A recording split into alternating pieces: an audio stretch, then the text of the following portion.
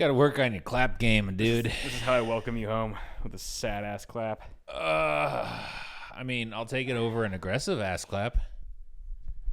Wouldn't take it over a good ass clap though. Probably not. It's hard to beat. Hard to trump a good ass clap.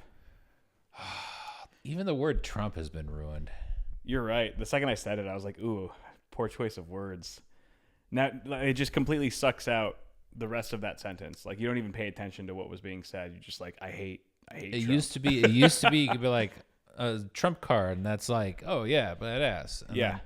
I think now you have to just use trap. Trap, yeah. Because you can't say like Trump card or anything. You can't say the word Trump without coming across as if you support him. Yeah, and there's just Like, oh, what do you mean that's a Trump card? You Trump fan? You MAGA? You a MAGA fucker? It's like It's like, no. What if you look in using the the word. mirror and you say Trump three Three times? It's like Beetlejuice. You turn orange. It's like the hand from Frankenstein, but it's Trump's wig. It's just I don't think he wears wig. I think that's his just a actual comb hair. over. It's just a ridiculous comb over. It is funny to think about him wearing a wig, though. I think he should wear a afro wig in an attempt to connect with the black voting base. Out of all the presidents, he'd be the one to rock it. Yeah, He could definitely rock it. I mean, not in a good way, but No, definitely not. Okay, he's the one that it would be the funniest. yes, For yeah, sure. absolutely. You get up to any good Trump action in Virginia? You just came back from Virginia. Good Trump action. Yeah, you know. that's a non sequitur. You're in a big Trump state for a while. Virginia. Is Virginia not? I think Virginia is. I don't know. I honestly don't know. I would expect Virginia to be fairly liberal. Oh, maybe. I mean, it's a big military state. Well, okay. Here's the thing. It was an interesting experience to be somewhere where you go, okay, I'm going to drive from this city to this city. And you actually have the experience of leaving a city and then driving through like a bunch of Woods. stuff that's like, yeah, just green. Yeah, nature. And like some farms, Yeah. and then you arrive at another city, and you have entered a city, and there is a distinction between It was like Red Dead Redemption. It was like you're playing Red Dead as RDR. opposed to like living here, where you're like, I'm gonna drive to Riverside, and it's Yeah. just like you're driving, and you're never not in a city. Or you're like, I'm gonna drive to the nearest gas station, and you drive through 3 cities to get there. Yes, yes, it's just all one big like Soup, yeah city soup, sprawl. dude. It's city soup. So yeah, I actually found that to be quite pleasant as Yeah. the idea of, okay, this is a distinctive city and it's got its boundaries, and then you go outside of that and you're not in the city anymore. Yeah,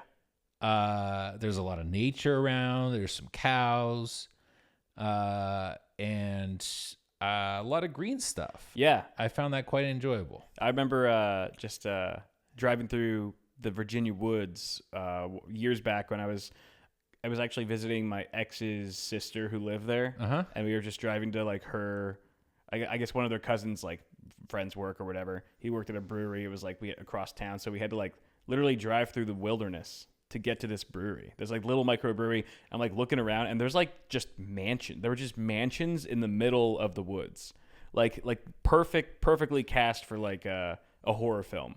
Just a mansion in the woods, and I was just like, what the is that? Like it was like deep into the woods too. It wasn't like on the sidewalk right there. Like you had to like look deep in there, and you're like, there's a long driveway. There's a 10-room house that's deep in there. Did you guys see that? Yeah. And I like start Zilloing all these places, and it's like 10,000 square foot home for like, $600,000 or something like that. I'm just like, exactly. Oh my gosh, pretty wild, dude. I actually did that too. We were driving along, and I was like, Yeah. I'm looking this place up on Zillow. And I'm like, That's got to be an LA thing. That's Yeah. got to be like just to get like mad, just to be able to like be mad at a place, be like, oh, you guys have it so good here. I mean, Ah, it was so just straight up interesting cheap. to see. It was interesting to see, Yeah. like, wow, this little place is $600,000. Yeah. Although sometimes it surprises you, because I just came back from Nashville, And I was like Zillowing some of the houses there that are really close to downtown. Obviously, it's downtown, but I wasn't expecting some of these homes were like $2 million. Wow. Just like prime real estate. Beautiful homes, though. I mean, they're like historical homes that were built, generations ago and are in immaculate condition. That is another cool thing about Just the history. The other side of the country is there's a lot more history to stuff usually. Yeah. I mean, it's nice to have both. It's nice to I can appreciate like modern LA or like a modern building. It's actually, there's a lot of modern buildings in downtown Nashville, but also it's nice to just be like, oh, this house has been here for like 200 years. Yeah. That's really cool. There's something neat about both. Or I remember being in Savannah, Georgia, and it's like every other house you walk past has a plaque that says, some founding father had a rager here and 200 years ago, right, whatever. Yeah. That's true. Yeah. It's like, there's a lot of it's like, they're like old Hollywood, like we're like new, current, modern Hollywood, but they partied with all, they have all this, the old dead celebs. You know what I mean? The new celebs you go back here. 200 years or 100 years, the celebrities are all dead either way. Well, yeah. Yeah, but I mean, there's not a lot. We still, LA is still a relatively new city compared to a lot of these guys, so we don't have nearly as many, we don't have as dense and rich of a history. Yeah, exactly. So not as many dead celebs. I guess not. I wonder if there's like a TMZ in heaven, like an afterlife TMZ. Like they're still that's following around. Not a ghosts. Heaven thing. That's a hell thing. That is that. Yeah, for sure. For sure. Yeah. TMZ goes straight to hell. Nobody on that staff gets allowed in the pearly And that's gates. the only channel that you can watch now. Yeah. Oh God. Yeah. I wonder if when you get into heaven, you finally get into the pearly gates and you just see all the TMZ demons just trying to poke their lenses through the gates. Yeah. Through the pearly gate, I got him. I got Robert Downey Jr.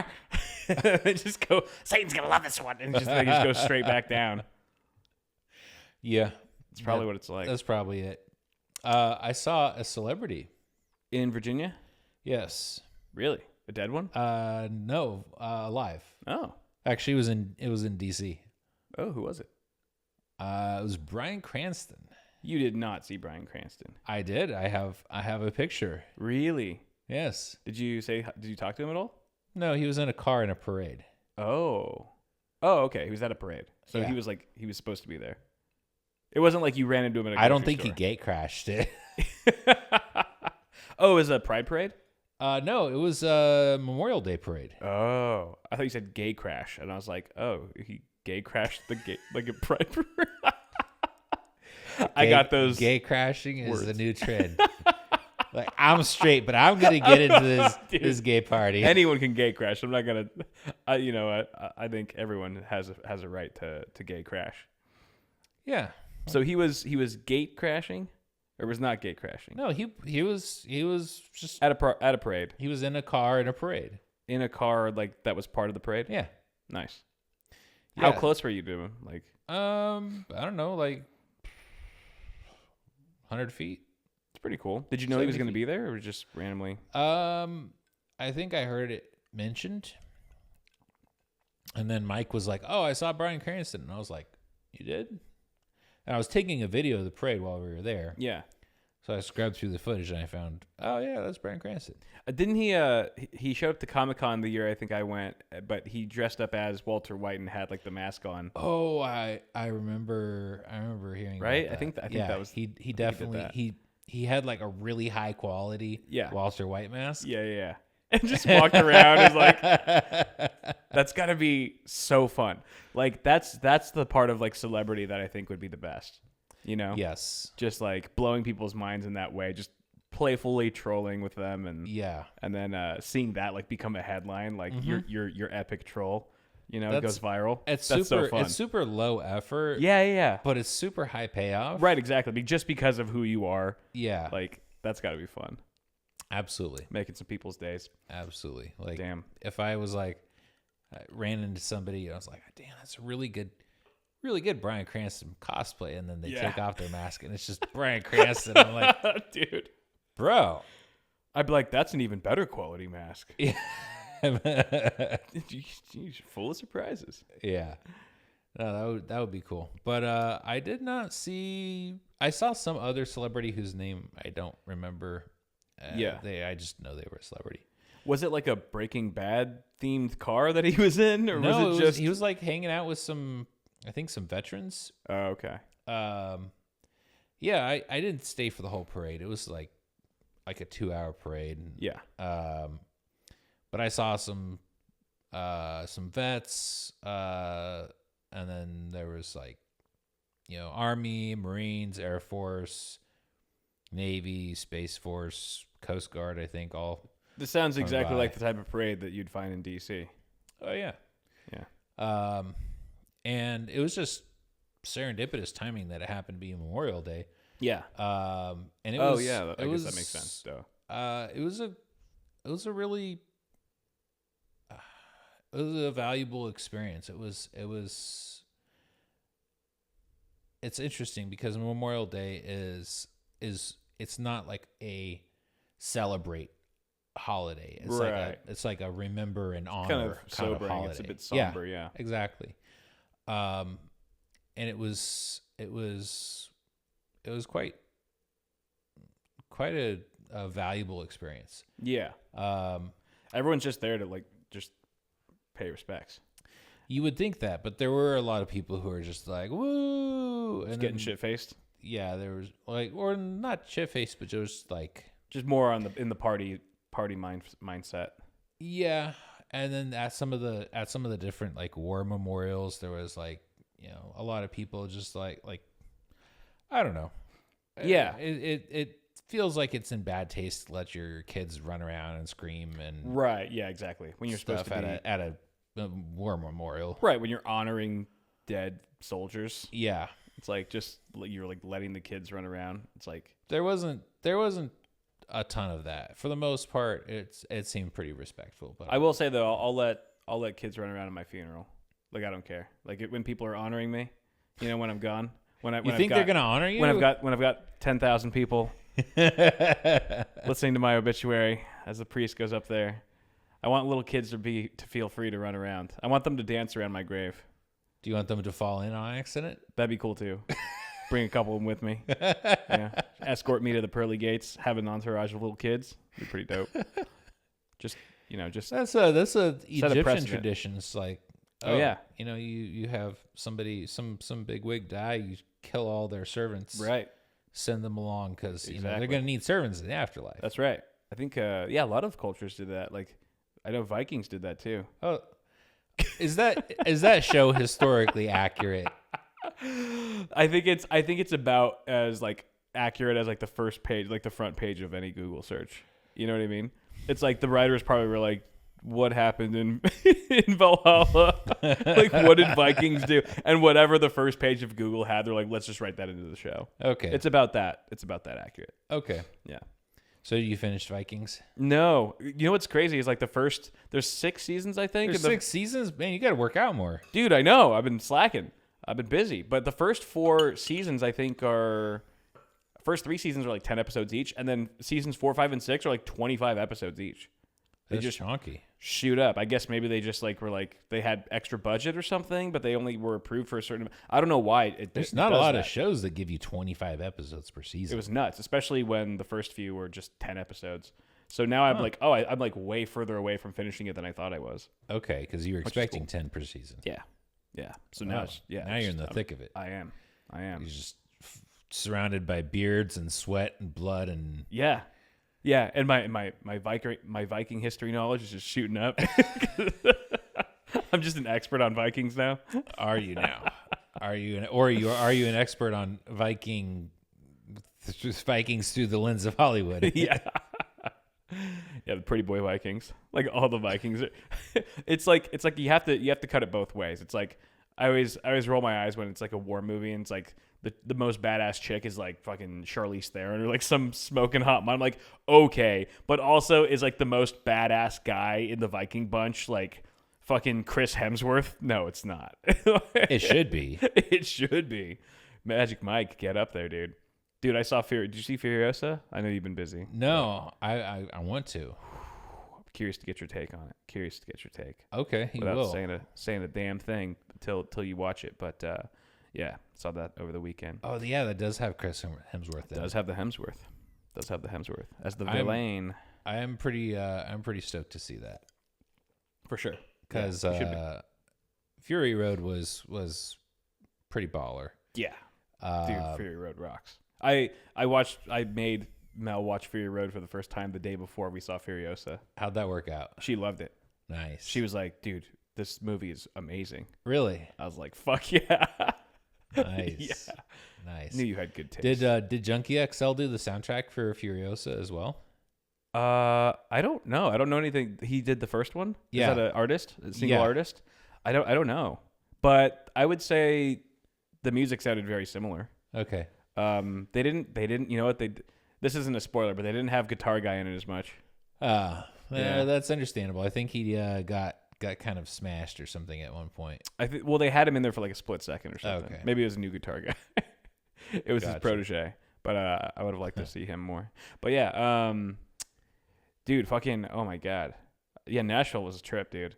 There was, obviously, like I was expecting that many white people, but just to see it, I was like, oh my God. Like, I didn't think Mel and I would stand out that much. I mean, it wasn't to the point where it's like you walk in and it's like there's a needle scratch and everyone's like turns around like in a saloon. But I mean, like I would say like 90. It felt like 90% white. It is weird. It's pretty wild. It is weird to be in a place that's not just a mishmash of all different ethnicities. Yeah. I learned. You learn that the more you travel. You're like, wow, we really are a crazy melting pot, like to the nth degree compared to any other place, pretty much. But I was like, what's the minority? Because every place does have like a minority group. Like, right. For us, it's like heavily like Hispanic, in LA.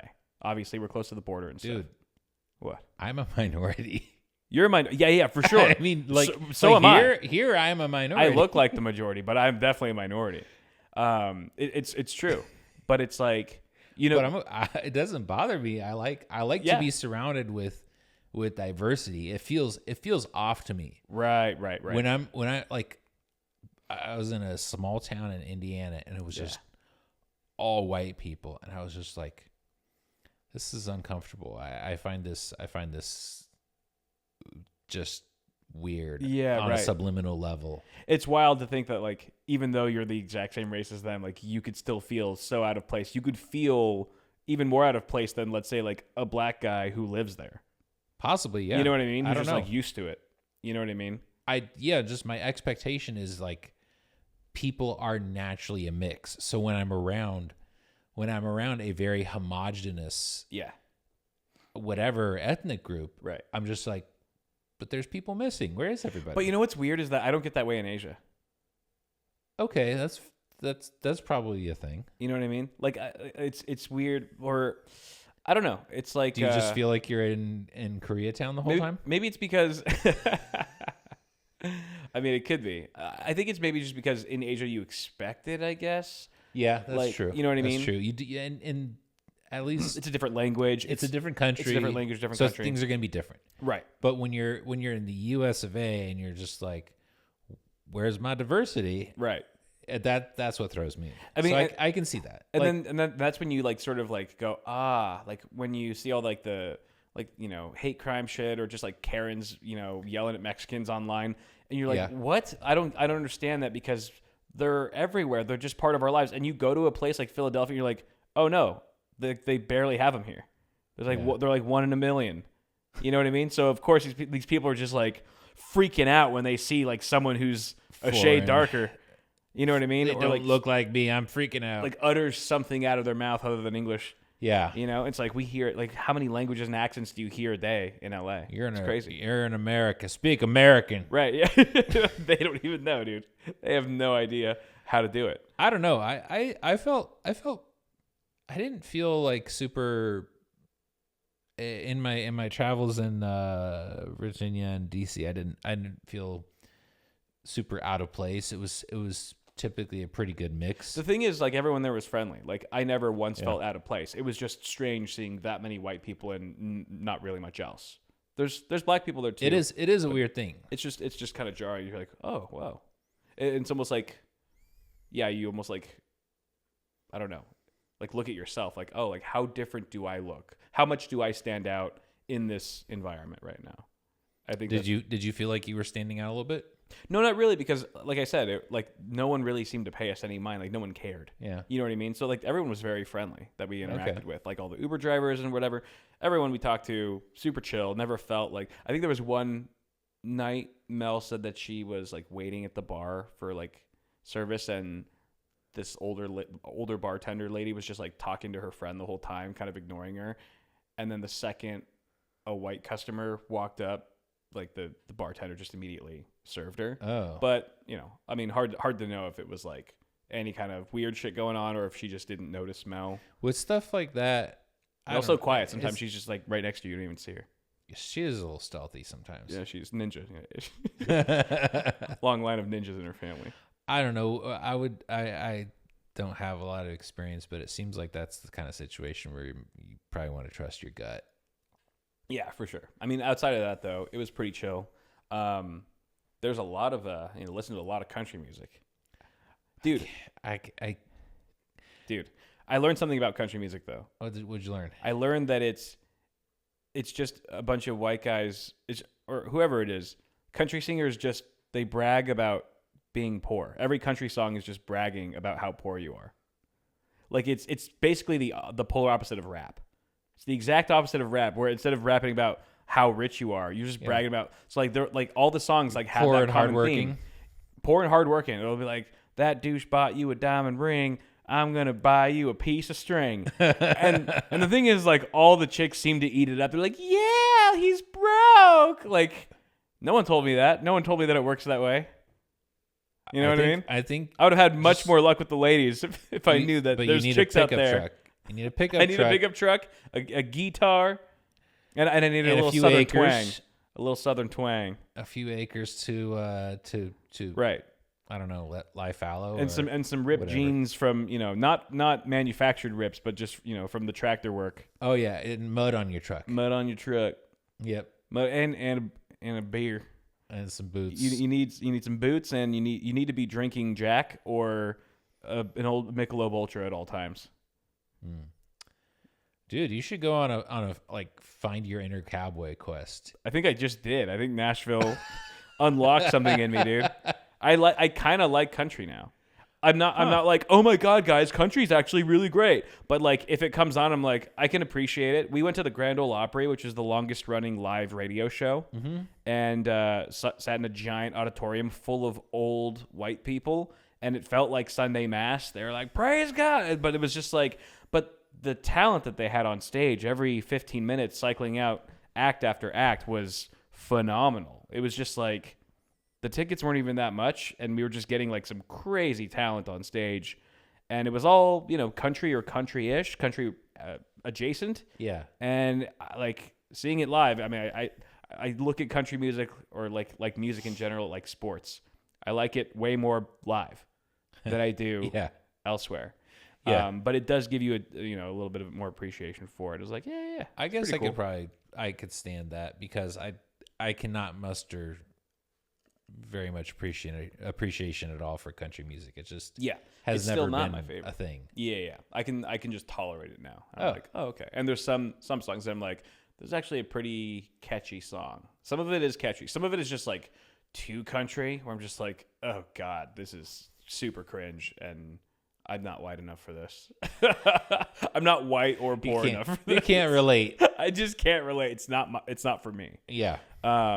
But some of it is pretty good.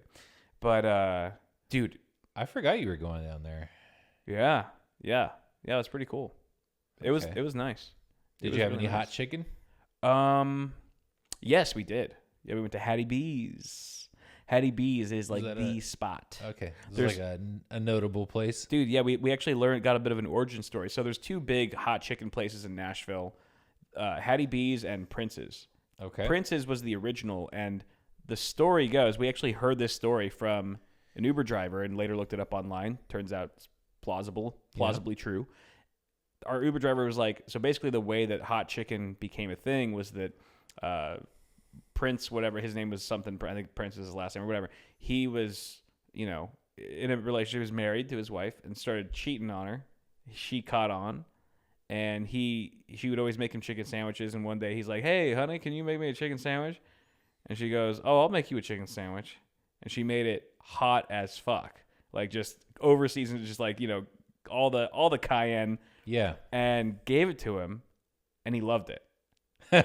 and ever since, and so he was like, we need to open up shop. They opened up a little shop, and it just evolved into like Nashville hot chicken, like basically created a staple food item that is now globally recognized. So a woman's vengeance sandwich exactly. got turned into a legacy of delicious sandwiches. The spicy side of infidelity. But isn't that wild? It is. That's pretty cool. That's actually one of the better origin stories for a particular food I've heard. Definitely. Yeah. Now, I'm curious if there's any conclusion to that story in terms of, did the marriage survive? Yeah, I mean, well, you know what? I think I asked him that. He wasn't super sure.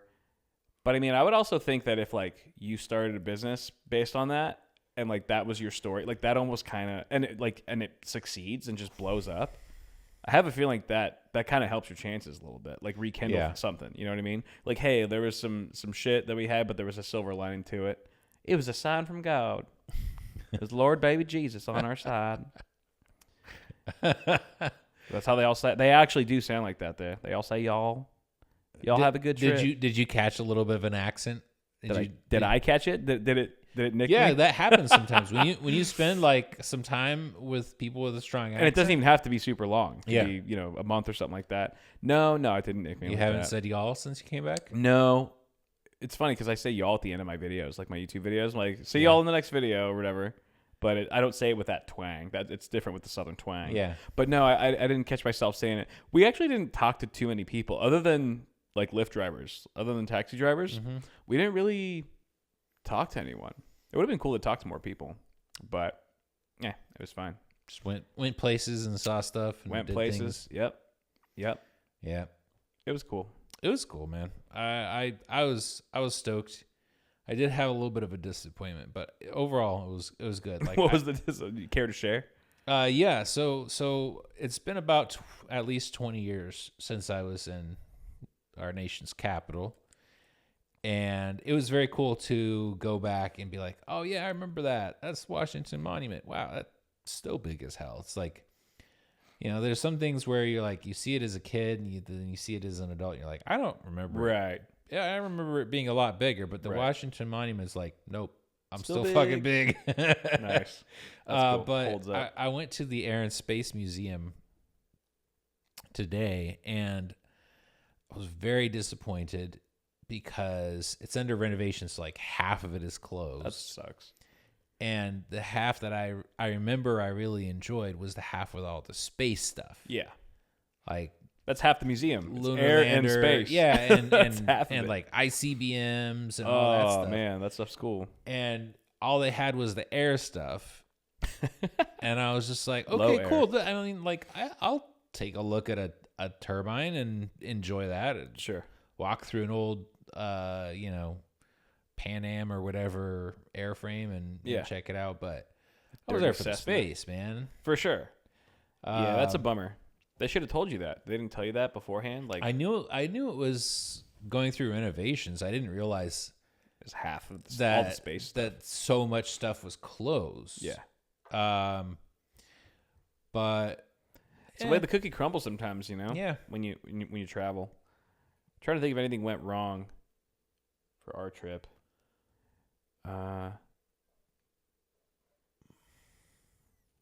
Everything was pretty damn smooth.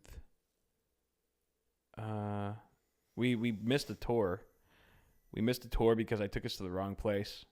Granted, it was confusing. It was called the Studio B, the RCA Studio B tour, where you actually go to like the recording studio where like Elvis and Dolly Parton recorded. Yeah. But the tour, even though the tour is technically of that facility, you meet at the fucking country music hall or like museum, the country music museum, which is like not walking distance. So we showed up and no one was there, and it wasn't just us. There was like another like one or two people there that were like made the same mistake. So we were gonna miss it. We actually Ubered to the museum and found our like the next tour group. I showed her my tickets. I just played dumb. I was like, I think we're supposed to be in this one. And she was like, oh, you were supposed to be like an hour ago. You missed it. And then she talked to some other lady for us, and she was like the lady she talked to was like the head honcho, and she was just like, let me check the group. Let me see if the group's okay. And then she like comes back. She goes, you guys can come on. So we still got it. Oh, we still got to see where, Fat Elvis. It'd be cool. It would have been like they showed us. Was it Skinny Elvis days or Fat Elvis? It was Skinny Elvis days. It was like hot Skinny Elvis. Yeah. So they showed us like his piano that he played on, which is pretty cool. And then they showed you like they were like, all right, now once we walk into the actual recording room, you're gonna see there's an X marked on the ground, and that's known as the sweet spot. And the sweet spot is the perfect spot, the most acoustically sound spot in the room where all singers, including Elvis, Dolly Parton, love to stand when they would record vocals. And so you're going to see it when you walk in. And so everyone's like, oh, the sweet spot. We got to get a picture of the sweet spot. And so we all like file in slowly, and everyone's like on the like looking around like, where is it? Where is it? And it's like, I think Mel pointed out, she's like, I think that's it. And there's like literally just like a small like dinky piece of like gaff tape on the ground in like the most worn out X. And it's just and it's just in the middle of like, it's not even in the middle of the room. It's like off to the side by a wall, and it's just so uneventful. It's just like a piece of like a dent in the ground, and we were just all expecting it to be like in the center or like have like lights on it, like a spotlight, like oh, it's the sweet spot, like there'd be a halo over it, like a beam of light or something. It was so underwhelming. You're supposed to enjoy the history of it. It was so underwhelming. And you'd be like, I'm gonna stand on that. And yeah, I took it. Did they let you stand over there? Yeah. They actually let you do it. They let us. But the thing is like it was right at the entrance, so we all walked past it and didn't even see it. Okay, you just go into the room. By the time we're all finally like, where is it? It's like, and then they kind of overhyped it a little bit. For sure, sounds like they completely overhyped it because I don't even know if I have it anymore because I just dumped all my photo. Oh no, wait, I think I saw backups. I'll show you the sweet spot right now. Show me the sweet spot. See the sweet spot. That's the sweet spot on the bottom. Yeah, that sounds like that looks like a good place to sing. Good as any, right? Yeah. Good as any. And then, this is the recording room. You can see like the piano in the background. Okay. Which is, was Elvis's favorite piano. They did not talk about his death like I hoped they would. No, I think you have to go to Vegas for that. Yeah, you got to go to Vegas. I think is that where it happened? Graceland? I don't know. Maybe it was in Graceland. I don't know. That's actually a good question. I just assumed for some reason that it would be a Vegas related thing. Like sweet spot's cool, but take me to the toilet that he died on, dude. I want to see the Elvis toilet. I want to see the exact toilet where he fucking croaked trying to take a shit. Is that what happened? So a lot of people like. There's like different theories. Like some people are saying like, oh, he OD'd on, he was on opiates, pills, or whatever. Yeah. And he also had a heart problem that he didn't really know about, and like that, like it got exacerbated by the drug abuse. Well, and then other people are saying it's a combination of that and because of his heart condition, it was while he was trying to push out a shit. Well, that is actually a thing because the pills made him constipated. Yeah, and then he's in trying to shit so hard he exploded in heart. Well, no, there is actually a thing. Like if you have legitimate heart problems, I know that it can happen. You're more likely to have like a heart attack or something while you're taking a dump. It's just very funny that like the king of rock, the king of whatever the fuck, this legend, right, dies the funniest death. It was like there's no more embarrassing way for a legend to go, for anyone to go. I don't know. There's embarrassing. Yes, I remember. Other than the Kill Bill guy, there was like I want to say a Greek philosopher who he died of laughter. Yeah, he was watching this donkey that I think he fed some fermented fruit to. Yeah. And this donkey was just wasted from eating fermented fruit. Nice. And this guy just was laughing so hard he died. Nice. I know that does happen. Like, you can die. I think you just seems like a pretty good way to go, dying of laughter. honestly, like, that I can't see that. I think that might be the best way to go. I can think of maybe a couple other ways, but I don't know if they're safe for work. Just death by blowjob or something.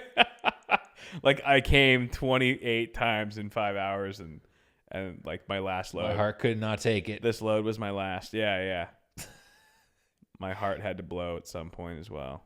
Yeah, so you had a small disappointment when it came to the sweet spot. Did you have some cool things that came and matched the hype? We went to a plantation, like a slave plantation. So you were hyped up for the slave plantation? Okay, it was I was not hyped. Let's set the record straight. It was a very sobering experience and very educational, but the tour guide was amazing. She like knew her shit, and she provided a lot of facts and history, and it was more just like, it's like when you watch a horrible documentary, or like a documentary about like a true crime. Yeah. It's like horrific. It's fascinating because it's hard to imagine that we are actually capable of that. Yeah. And that it wasn't that long ago. Yeah. In the grand scheme of things, it was yesterday. Yeah. It was 2 seconds ago. And so, like, when she's just going over, it's like, oh yeah, like 92% or whatever of families didn't stay together. Like 92% of slave families got separated completely from one another. Right. I was like, I thought it would be at least 50. It's like, no, dude. Like, and like women, when like divorced white women, when white women would get divorced, they would keep some of the slaves, like in the separation.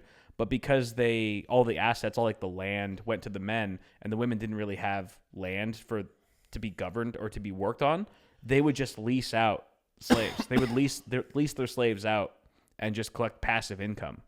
Wow. Like it was just like crazy property. Like the only rights that slaves had were the same rights that property had. So like a horse or like a house.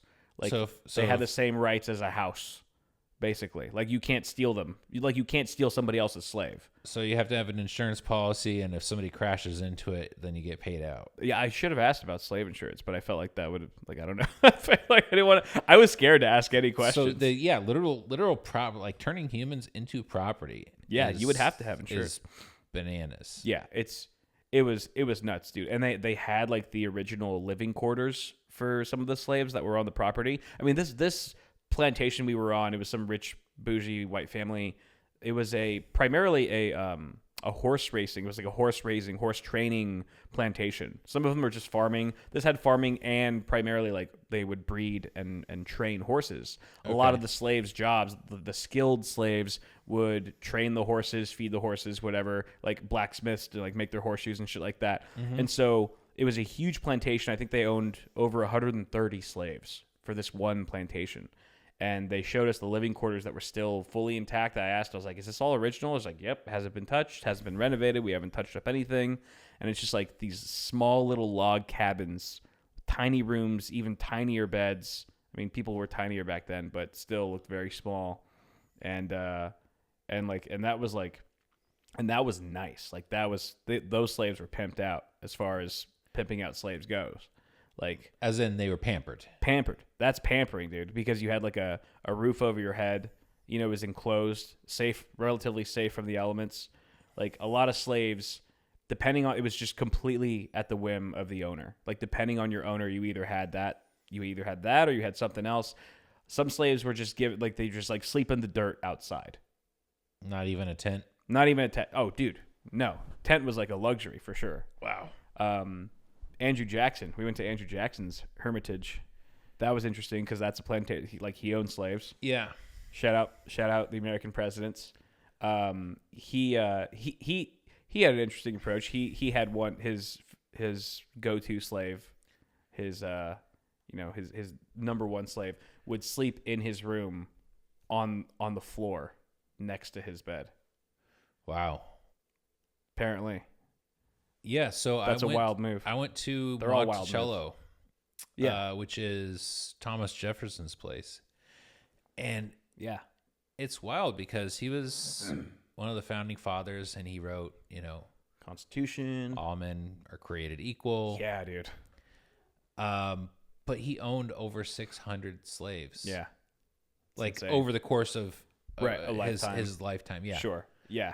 And it was wild, like seeing this really nice house, and then like these little shacks that were like one, like they weren't necessarily original. They were sort of restored. Right. But yeah, like the dude had the right idea. Like he literally laid out the concept: all men are created equal. But then, Bit of a hypocrite. Yeah, so I think the hypocrisy was there. Just a little bit of hypocrisy. I don't even know if you would call it hypocrisy when it's possible that I don't know. Was it just the way that you define men, when you're saying all men are created equal, right. All people are created equal is Talk the about concept. white people. Yeah, basically. Yeah. Because you literally don't conceive of black people as people. That's crazy. I don't know. It's pure conjecture on my part. I mean, In terms of how he reconciled the as you said, hypocrisy of that. I think deep down they knew. Yeah. Because I think if they truly didn't know and they truly thought, well, I don't know, I guess it can go either way. Like, why not just say, if they really thought that, then maybe they wrote it the way that they would have written it. Like, they didn't say, like, white people. They didn't have anything about black people, or, like, they didn't detail anything about, like, black people are not people. But like, language has changed. Yeah, so yeah. back then when you said, this is a semi-educated guess.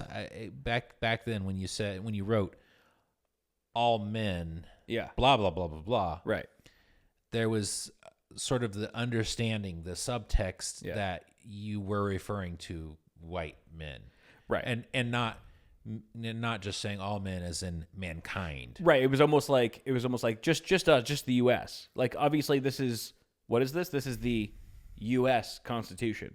Yeah. So this applies to us, right? Yeah. Like, it's almost like unspoken that when we write about people in this thing, we're talking about our little clique.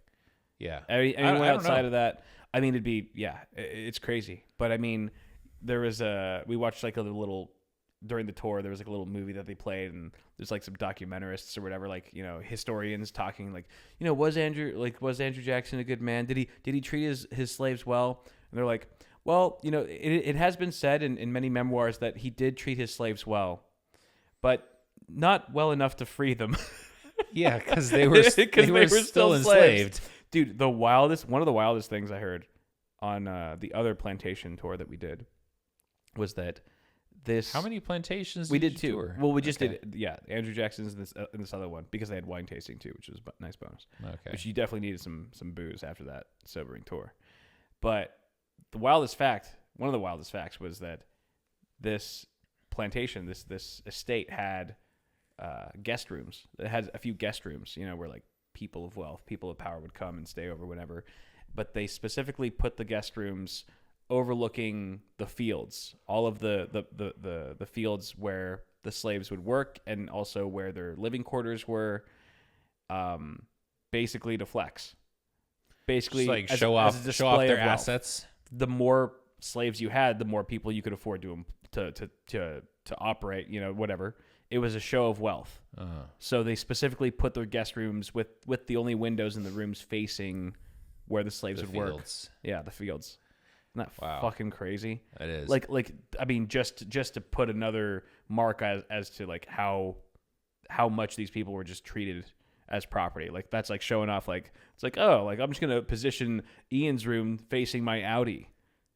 And so then anytime he looks out that window, he's just gonna see those shiny rings right there, just so he knows what I'm made of.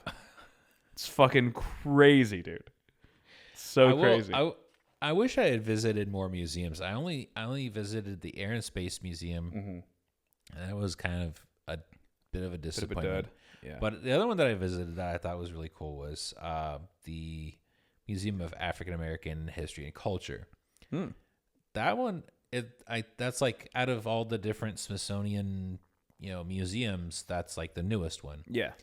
And not only was it a really well designed, like really interesting architecture building. Yeah.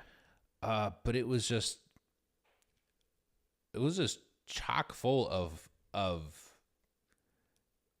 really well curated exhibits, like really in-depth stuff, a lot of really cool like old artifacts.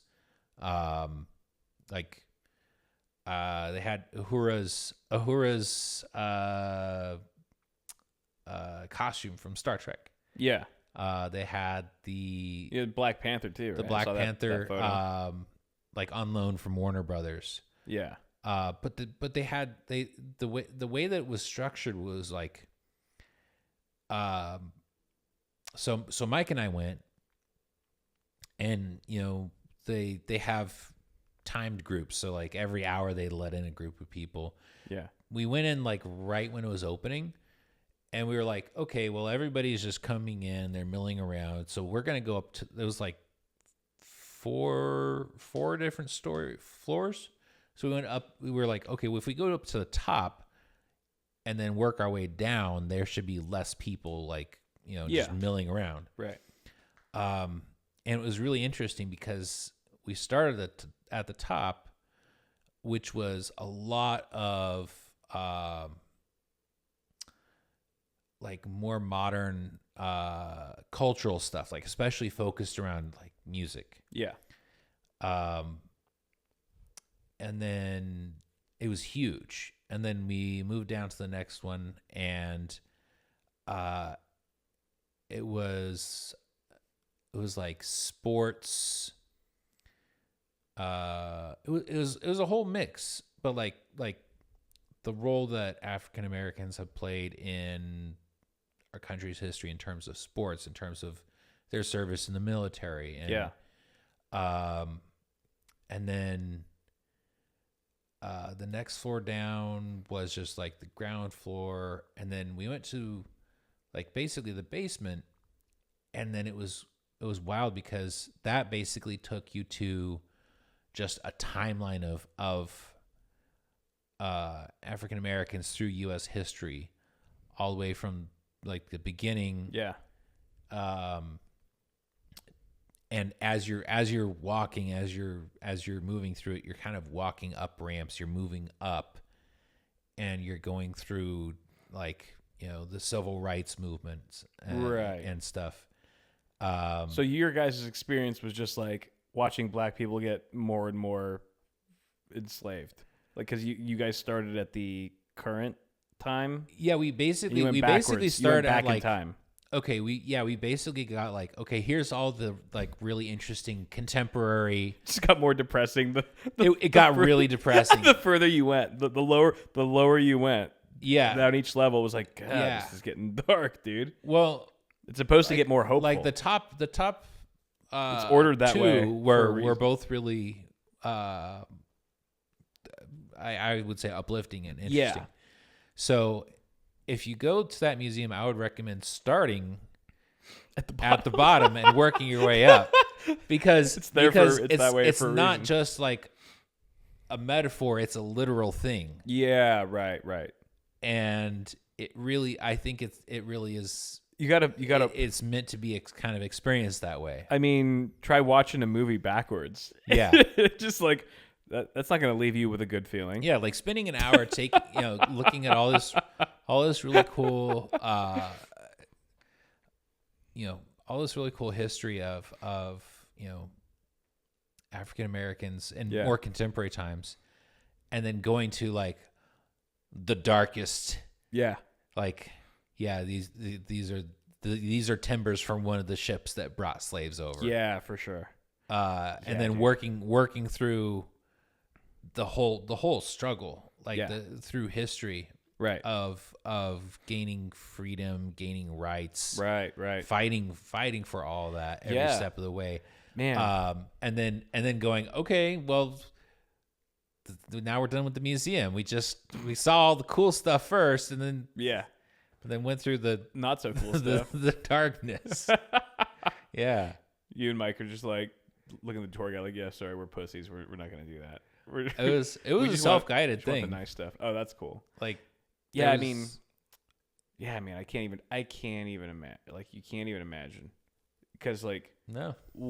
At one point during one of the plantation tours we did, the tour guide goes, "All right, at some point, like the Emancipation Proclamation came out, and slaves were freed, and they were, free to do what they wanted, go where they wanted. So that happened during the time when this plantation had slaves. So imagine being in that time. Like, I want to give you guys a question. It's a big question. Imagine that you're a slave working this plantation. You were born into it. You've been here your whole life. This is all you know. Suddenly someone comes, knocks on the door and says, you're all free to go. You're free to do whatever you want. Do you leave or do you stay?" I would stay, because most people said stay. I like, the world is scary. Yeah. And it's dangerous. And and it's especially dangerous because like they were still finding loopholes to for slavery, like, so that basically you now had rights as a former slave. You now had rights unless you were arrested for something. If you were persecuted or if you were jailed for something, then your rights went right back into being a slave. And so guess what? The uptick in arrests of black people right after the Emancipation Proclamation happened just skyrocketed. It just people were getting pulled over, like getting arrested for jaywalking. You know what I mean? Because like, oh, we can still get free labor. We can still use these people. Because if you're in prison, it's not illegal to have is it indentured servitude? Basically, you don't need to pay them. If you're in prison, you can have people do work, and you don't have to pay them dick. Exactly. Like 5 cents an hour or something stupid. Yeah. And that was actually one of the things that they touched on at the museum is Angola prison, which is like over 90% black people, and they used to have them. They used to have the prisoners growing cotton and sugar cane. Yeah. Up until like, I think it was the late 60s. Yeah, just like, doing how slavery. fucking obvious is that? Yeah, that's crazy. That's just like, it's like shamelessly shameless. Not even trying to hide it. And it still continues crazy. today. That's crazy. They do now. It's like corn and soybeans and like same shit. But still, you're taking people who are imprisoned and forcing them to work. Yeah, and they get nothing for it almost. Yeah, dude. So that was actually a really I knew about Angola, but it was like, damn, that's a pretty like detailed, in-depth reminder of that. Yeah, that shit is still going on. Right. I mean, slavery exists widely in so many cultures still. Yeah, it's not unique to the United States. It's just we have a very particular, unique and distinctive history with it. Yeah, and it's worth knowing about and understanding. Yeah, but it's still out there. It's not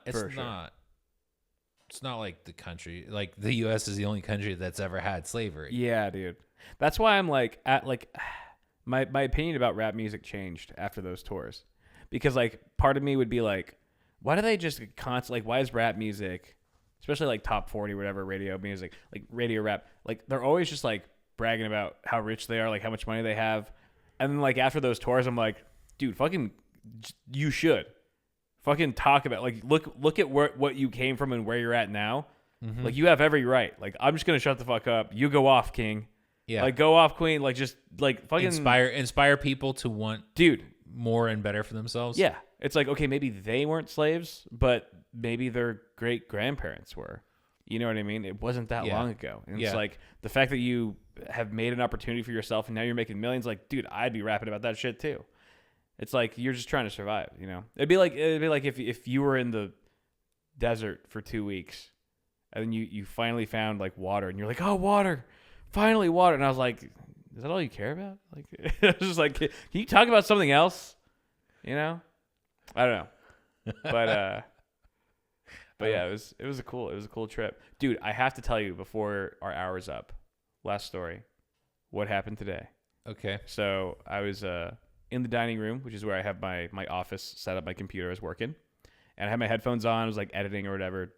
I could like hear something outside because the window was cracked, and I was like, I think it's the neighbors or whatever. And then I start hearing like voices, like actual chatter, and I never hear chatter. Like, yeah. I'm like, okay, that means someone's very close. Right. So I take my headphones off and I stand up and I look out that window where I can see out the side of the house, and I just see like a head. Someone's walking on the side of my house towards the backyard. And I'm like, what the fuck? So now I pull out my phone, I look at the security cameras because all the windows are closed. So even if they go back, they can't see in. I open the security cameras. There's a guy who walks to the back of my, don't recognize him, walks to the back, sliding glass door, tries prying it open. Like forcefully. And then he goes to the other one, tries opening that, comes to the kitchen door, the back door, tries opening that. I'm like, what the fuck is going on? There's another person at another camera. I switch to that one. It's a lady who's at the front door, and she's looking through, it's a glass door or whatever. She's looking through. I'm like, what is going on right now? Yeah, what is going on? And so because she's at the front door, I use the microphone on the Ring doorbell or whatever. Yeah. I initially I was debating on whether or not to use it, but I was like, I just want to figure out what the fuck's going on. So I was like, hi, can I help you? And she's like, oh, hi, do you live here? And I'm like, yeah. Like, bitch, I'm speaking out the microphone built into the house. Yeah. And then like, I think the guy heard her talking, so he comes back around to the front. So they're both at the front talking to me through this thing. And I'm like, yeah, can I help you? Like, what do you guys need? Like, what's going on? And this guy, he's just like talking. He's like, oh, I was just checking to see if this house is for sale, because I'd be really interested in making an offer on it, or buying the house. And I was like, nope, house isn't for sale. I don't know why you think it would be. And he's like, okay, so like, I live down the street. I actually live like a couple houses down. I'm like 2-3 houses down from you. And, sometimes I like flipping properties, and I just bought another house down the street on Marengo, whatever. And I'll block that out.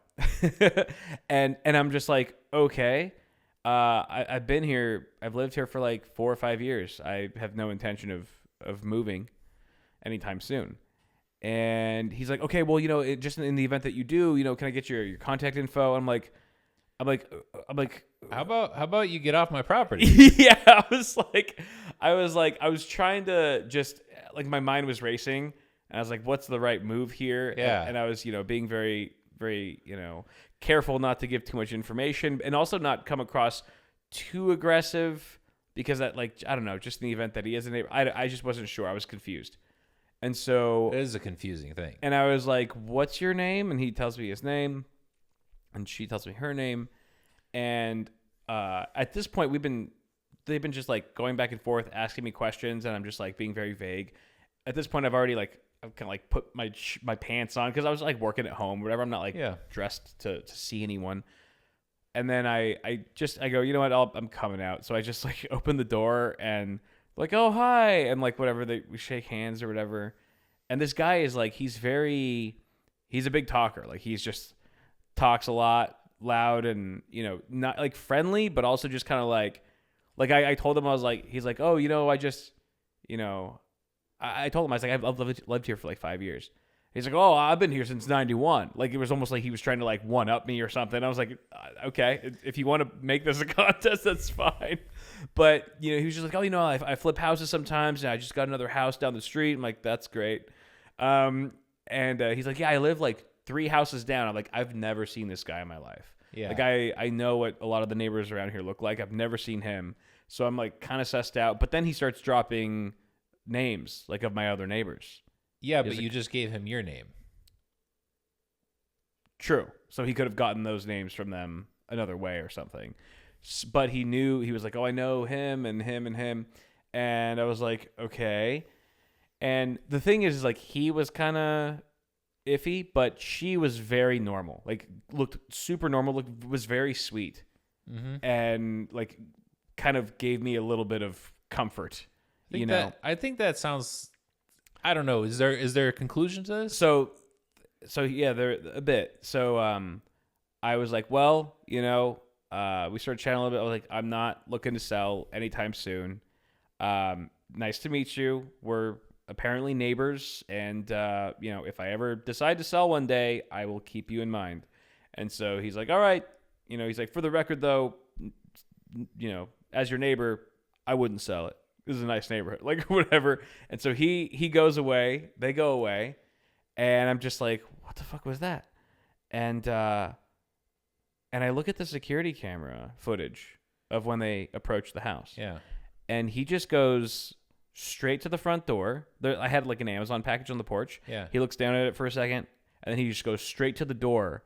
And he looks in because there's glass. Yeah. He looks in, and then he immediately grabs the handle and tries to open the door. Oh, so he didn't knock. He didn't knock first, and he didn't ring the ring doorbell. He just went straight for the handle. And then he walks around to the back. And then he goes to the backyard and then tries opening every single possible door. The other thing that I forgot to mention, this is kind of funny, when we were talking out in front, he was like, yeah, I was jogging down the street earlier today. I looked at your yard, and I thought the house was abandoned because it's, I haven't exactly had a gardener or kept up the place. Yeah. It looks a little shoddy out there. Yeah. Which understandably so. And I was like, well, once you went to the backyard, you were probably sure that it was abandoned. But so I was like, I get that. I get that, but I also don't get just trying to like enter into a property that isn't yours. Whether or not you think it's so at this point, like I've been so busy because I'm leaving for Asia tomorrow, so I have so much work to do. So I was just like, get back to work, whatever, it's fine. It's the middle of the day. But then I posted about it on social media, like on Instagram. I was like, I just recorded a quick, like, you guys will never believe it happened. Whatever. Didn't give out any personal info or anything. And then people are like replying, like, Quinones was like, dude, that guy was definitely trying to break into your house. Yeah. And then like my mom texted me, she's like, are you okay? And I was just like, okay, maybe I'm downplaying this a little bit. So I remembered that this guy, he told me, he was like, when he was naming off neighbors, I remember him naming off Bob. We'll call him Bob. And so I know Bob. I have Bob's number. So I text Bob and I'm like, hey, do you know this guy? Leave his name. I drop his name. Do you know him? Is he our neighbor? Does he live on? And Bob gets back to me, goes, yeah, he is our neighbor. And I told him what happened, like how he tried to come into my house. And he's like, yeah, he is our neighbor. He lives a few houses down from you, but he is an odd one. He's a bit strange. And so I just called Bob. I just called him right there. And I was like, and we talked for like 15 minutes. And I was just like, what's this guy's deal? Like, I told him everything. And he's like, yeah, he had a weird, interesting run-in recently with the neighbor next to him further down. Apparently, like, he said some inappropriate things about his daughter, because apparently, like, this neighbor has like an attractive daughter, and this guy like said some inappropriate things about the daughter to the dad.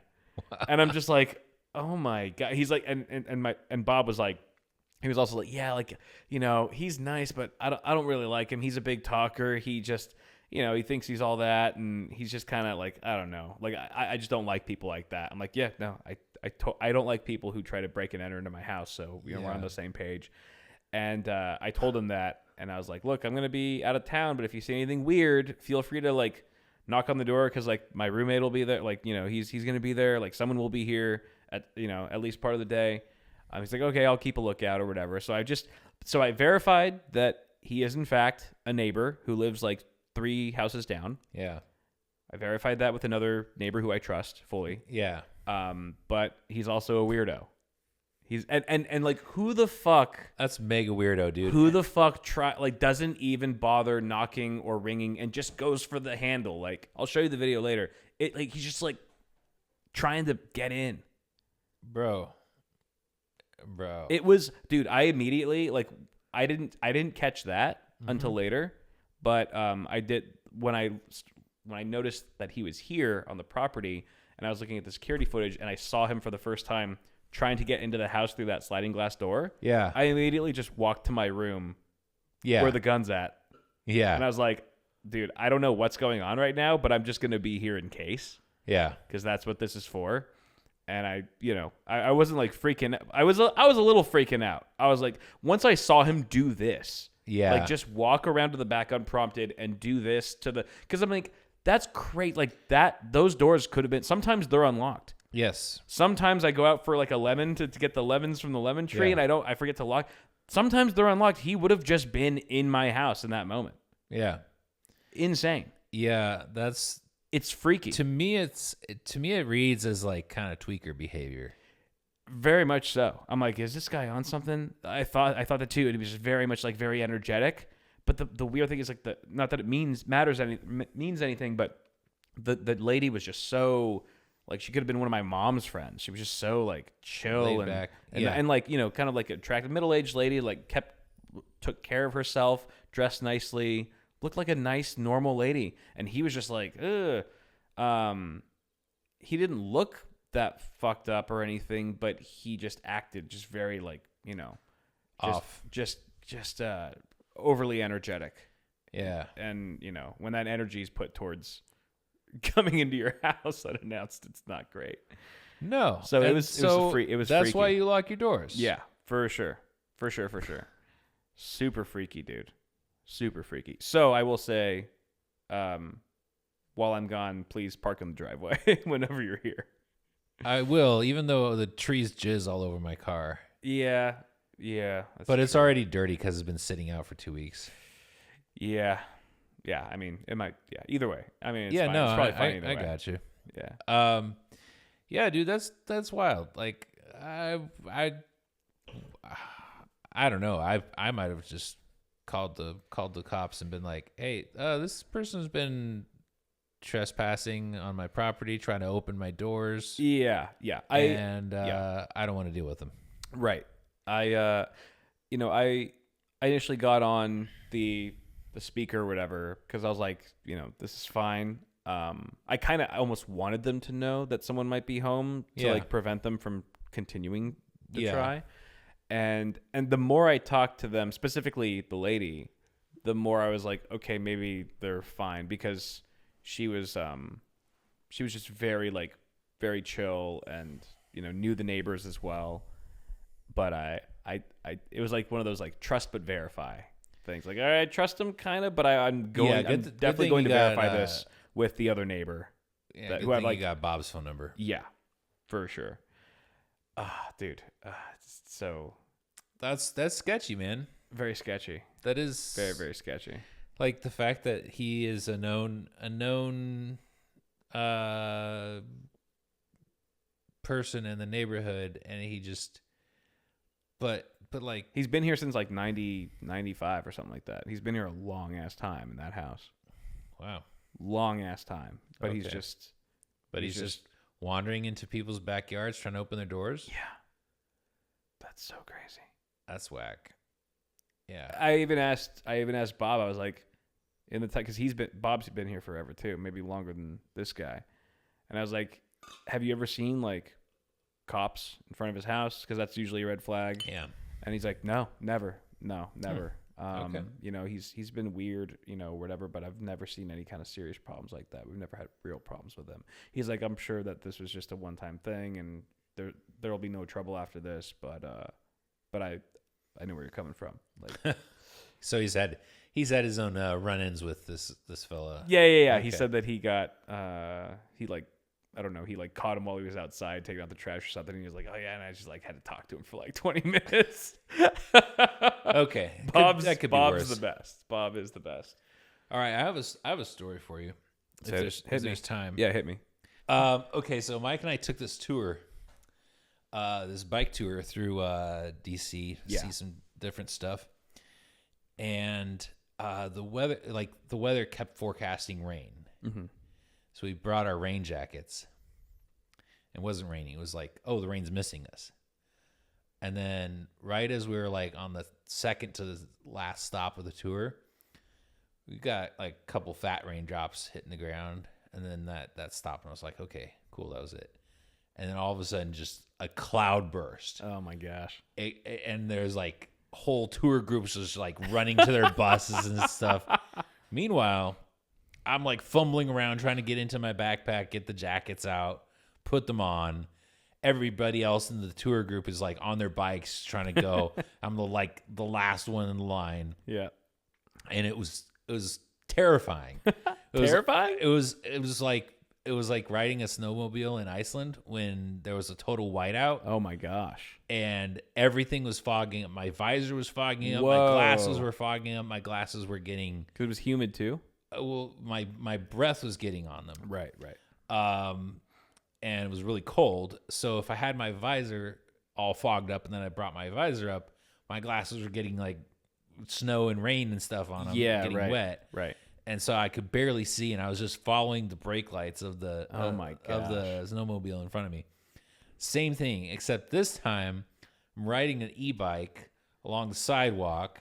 There's all these trees that are like slapping me in the face. They're branches. Oh my gosh. I can barely see. I'm like, because there's like stuff dripping off the trees. It's not just rainwater. It's got like whatever in it. It's burning my eyes. Yeah. So I'm having to like, I can barely see, and I'm like alternating my eyes. Oh my god. Like windshield wipers. Yep.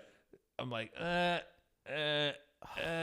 and just barely keeping up with the bike in front of me. Oh my gosh. It was, and then I in my rush to like get everything on and get on my bike and get going, I didn't buckle my helmet. Yeah. So, trying to be a cool kid. They were like, when we were starting the tour, they were like, do you want safety vests? And I was like, yeah. Like, a high visibility yellow, like what you saw Mike wearing. Like a crossing guard. Yeah, exactly. Vest, like, I'll take more safety stuff, please. Thank you. Yeah. So at one point, I didn't even realize my helmet wasn't secured, and I almost crashed into a light pole. Like I got slapped in the face really good by some tree branches and knocked my glasses off. Oh my gosh. And I barely stopped before hitting a light pole. Wow. And then my helmet fell off. Oh my god. And I had to go and grab that and put my glasses back on. What a shit show. Just from 0 to 60. Just it happened like that. Blasted. Unreal. And we all just like, we didn't go to the last stop. We just went right back. Yeah. And I was soaked. Like my boots were soaked. Yeah. And like I was like squishing around when I was walking. Oh my soaked. god. So we got back to the hotel and I was just like, okay, took my boots off, took the insoles out, and just took the hairdryer and shoved it in one boot. Yeah. And just let it run for a while. Yep.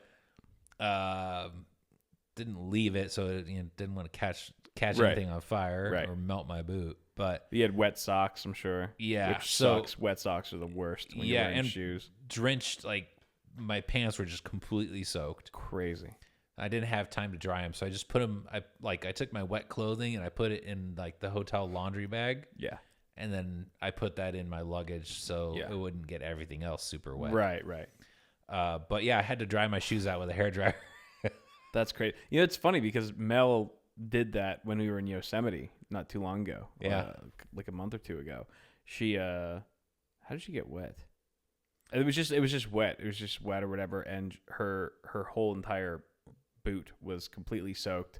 Her socks were soaked, and she same thing. Like we got back to the cabin and she just fired up the hairdryer. It was so wet that the hairdryer stood no chance. Yeah. It didn't do anything. I had to run it for like probably over an hour total between both boots. Damn. I would like let it heat up a bunch inside the boot, and then I would just run like unheated air, just like high speed air, right, to just try to move air out, in and out and evaporate water. Right. It actually worked out pretty okay. And then I took my insoles. I took one of the hotel towels. Yeah. And just put it over the insole and stomped on it a bunch to get the towel to absorb water out of it. But yeah, I didn't have to fly back with squelchy boots. So thankfully. And I didn't die. So that was, I don't know. Like I have this this weird mixed luck with tours on vehicles. Yeah, I know, huh? Right? I need to get some contacts, man. Contacts are nice. Contacts Yeah. are very nice. And that's crazy. I'm glad nothing worse happened. That was a whole thing, man. God dang. All right, dude. I think it's time to wrap it. We've been going for a minute, but episode 50 in the bag, dude. Yeah.